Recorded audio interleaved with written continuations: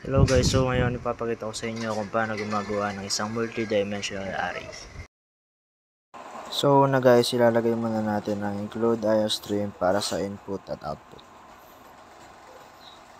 At ang susunod naman ay ang include string para sa ating mga variables. At syempre ang ating using namespace std. Wag natin kakalimutan yan guys. At maglagay tayo ng class at ilagay natin ang gagamitin nating variables. At maglagay tayo ng private at colon. Ang susunod naman ang ating string display. Ang ginamit ko dito ay NBA players at ang index number na kunwari ay 10 players. At maglagay tayo ng 4 na row. Bali 10 column at 4 na rows kasi 4 lang hinahanap sa kanila. After natin sa string, ilalagay na natin ang ating mga variables. So ang ginamit ko dito ang mga NBA players. Ang kanilang mga pangalan, ang kanilang mga position, kung kailan sila pinanganak at kung anong team sila. So ulit-ulitin lang natin ang process na ito hanggang sa matapos natin ang 10 players.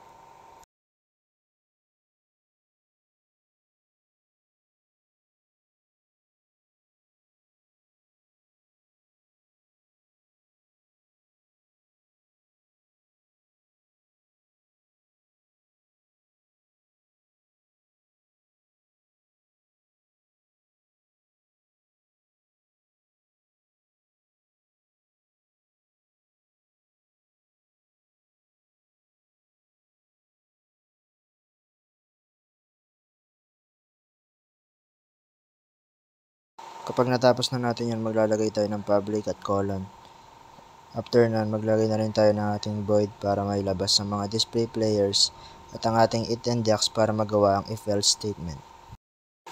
After nun, magsisi-out na tayo. I-input natin ang NBA Pro players na number para magamit natin ang number 0, 1, 2, 3. Mabuo natin ang info na hinahanap. At ang ating cin na index. So, puproceed na tayo sa ating if-else statement. Lagyan natin ito ng open and close parenthesis. Sa loob ng ating parenthesis, maglalagay tayo ng ating index na greater than or equal to 0. So, mag-start siya noon from 0.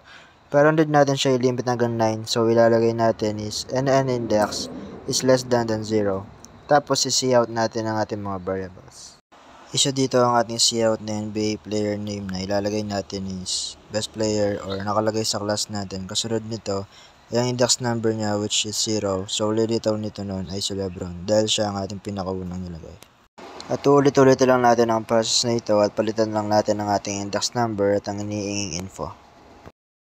Kapag natapos na ang i-bracket, sunod naman natin ang else. Kung hindi 0 to 9 ang ito-type mo, ibang lalabas at mag-invalid valid ito.